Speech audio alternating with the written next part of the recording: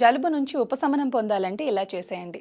తులసి ఆకుల రసాన్ని 2 టీ స్పూన్ల మోతాదులో తీసుకుని అందులో 4 లేదా 5 మిరియాల పొడి వేసి కలపాలి. అనంతరం అందులో 1 టీ స్పూన్ తేనె వేసి మళ్ళీ బాగా కలపాలి. దీన్ని రోజుకు 3 సార్లు తీసుకోవాలి.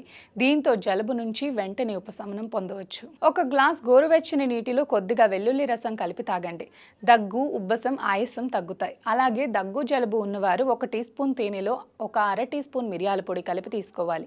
రోజుకు 3 సార్లు ఇలా తీసుకుంటే త్వరగా ఉపశమనం లభిస్తుంది.